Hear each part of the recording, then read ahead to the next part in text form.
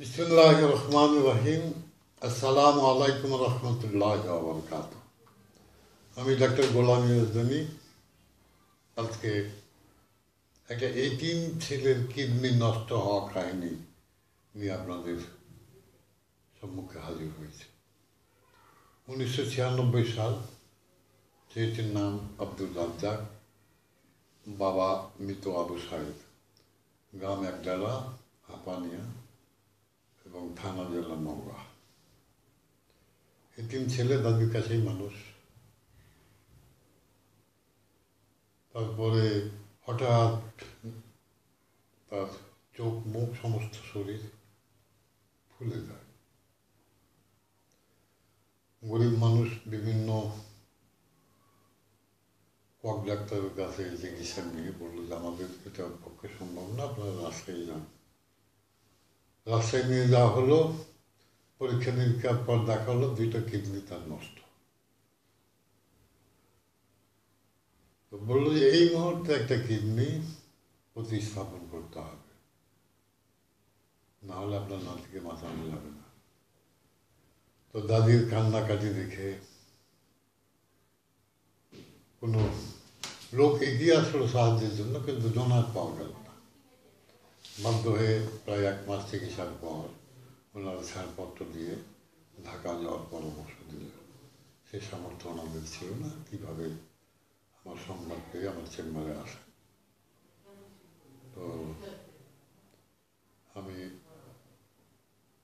আমার পারিবারিক কারণে আমার দেশের বাড়ি চাঁপাইনবাবগঞ্জ ডিস্ট্রিক্ট, চন্দ্রার গ্রাম, থানা নাচুর, ওখানে খুব ব্যস্ত ছিলাম। চেম্বারে ছেলেকে রেখে গেলাম প্রক্সি দেওয়ার জন্য। ছেলে তখন ইন্টারমিডিয়েট পাস করে কেবল ভর্তি হয়েছে ঢাকায়। তো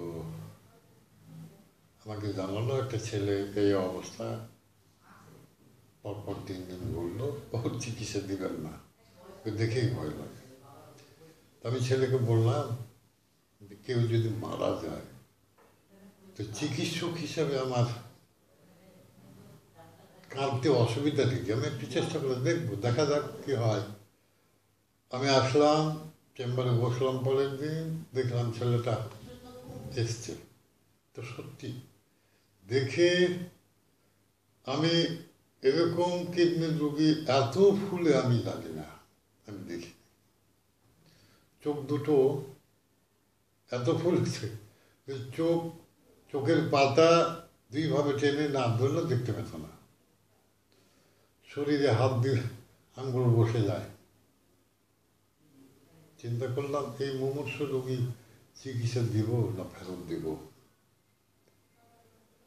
তারপর তার জিহ্বাটা দেখলাম, জিহ্বাটা বেশ মোটা এবং থলথলে মার্কারির মতো, কিন্তু দন্ত ছাপ না। এবং জিহ্বার উপরে 60 মাছ শুকনো জায়গায় রাখলে, ছিপছিপে পানিতে রাখলে যেমন নড়াচড়া বেশি করে এবং ফেনা উঠে যায়, এরকম ফেনা উঠে দেখলাম জিহ্বার মধ্যে। আমি চিন্তা করলাম উপরের পাতা ফোলা ক্যালিকা, নিচের পাতা ফোলাই পিস, কিন্তু 2 পাতাই সমান। শুধু জিহ্বা চিত্রের উপরে ওর মেডিসিন নির্বাচন করলাম ক্যালিকা। তারপরে দেখা গেল 7 দিনের ওষুধ দিলাম, তারপর বললাম তুমি 7 দিন পরে আসো। 7 দিন পরে তখন আমি নিয়েছিলাম বোধ হয় 300 টাকা। 7 দিন পরে আসে না, 8 দিন, 9 দিন, 10 দিন, এভাবে আরো 2 সপ্তাহ পার হয়ে গেল। ভাবলাম সেটা বোধহয় মারাই গেল। তো যাই হোক, 15 দিন গ্যাপ দিয়ে আমার চেম্বারে এসে হাজির হলো। আমি ওকে দেখে চিনতে পারছি না, মানে এত শুকিয়ে গেছে, তার ভিতরে পানিগুলো নিঃশেষ হয়ে গেছে, বেরিয়ে গেছে। আমি বললাম তুমি কী ব্যাপার? স্যার আপনার কাছে ওষুধ নিয়ে গেছিলাম কিডনির ব্যাপারে, তো এতদিন গ্যাপ দিয়েছো কী জন্য? বলল স্যার টাকা পয়সা ছিল না, আমি একটু গরিব মানুষ, ওই জন্য আসতে পারিনি। আমি ওই মুহূর্তে কত আনন্দ পেয়েছিলাম আমি তা বোঝাতে পারবো না, বোঝানোর ভাষা আমার জানা নাই। এবং আমি ছেলেটাকে অভয় দিয়ে বললাম, তুমি চিকিৎসা চালিয়ে যাও, তোমার একটি টাকাও দিতে হবে না। ক্রমান্বয়ে N 3, 4, 5, 6, 7 পর্যন্ত ব্যবহার করেছিলাম ছেলেটার জন্য। প্রায় বছর দেড়েককে দিয়ে কিরকম হবে, চিকিৎসা ছেলেটা সম্পূর্ণ সুস্থ, আজও বেঁচে আছে। ওই গ্রামের বাড়ি হলো একডালা, হাপানিয়া, থানা জেলা নওগাঁ। মোবাইল নম্বরটা আমার সংগ্রহ করা হয়নি, তবে দুঃখের বিষয় ছেলেটা এখন সুস্থ থাকলেও শুনি আশপাশে রোগী আছে, শুনি এখন নেশা করে।